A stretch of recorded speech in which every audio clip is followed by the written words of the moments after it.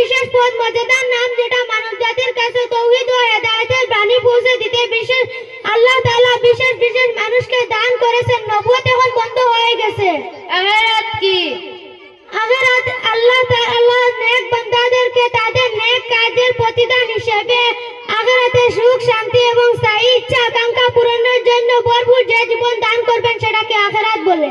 কোন কিতাব কোন নবীর উপর অবতীর্ণ হয়েছিল? তৌরাত হযরত মূসা আলাইহিস সালাতু ওয়াস সালামের উপর, জবুর হযরত দাউদ আলাইহিস সালাতু ওয়াস সালামের উপর, হযরত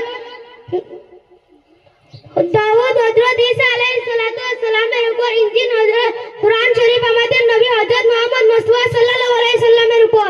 বিখ্যাত চার কবরে আযাব কি?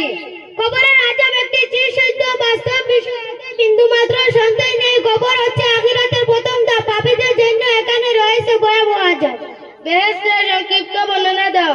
বেহেশতের বস্তু আসমান ও জমিন সমতুল্য। সেখানে শরাব, পানি, দুধ ও মধুর নদী প্রবাহিত থাকবে। সোনা, মণি, মুক্তা, হীরা জওহরাতের পরশসমূহ সাজানো থাকবে। এমন সব আজব ফলমূল আরো খাবার থাকবে দুনিয়ার কোনো কিছুর সঙ্গে, সেসবের কোনো তুলনা হবে না। সেবা যন্ত্রের জন্য হুর ও দাসদাসী সর্বদা থাকবে, যাদের সৌন্দর্য অতুলনীয়। জান্নাতীরা যখন যা ইচ্ছা তা পাবে। দুজকের সংক্ষিপ্ত বর্ণনা দাও। দুজকে অতি উগ্র আগুন থাকবে, যেটা দুনিয়ার আগুন থেকে 70 গুণ বেশি গরম হবে। সেখানে সাপ, বিচ্ছু, অন্যান্য বিষাক্ত প্রাণীরা পাপীকে দংশন করতে থাকবে। কারা কোন দুজকে যাবে? জাহান্নাম গুনাহগার মুমিনদের জন্য। গুনাহগার মুমিনগণ নিজ নিজ গুনাহ অনুযায়ী শাস্তি ভোগ করবেন।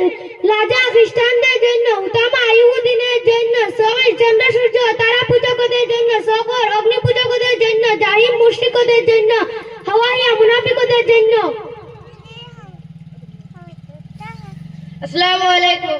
ওয়া আলাইকুম আসসালাম ওয়া রাহমাতুল্লাহি ওয়া বারাকাতুহু।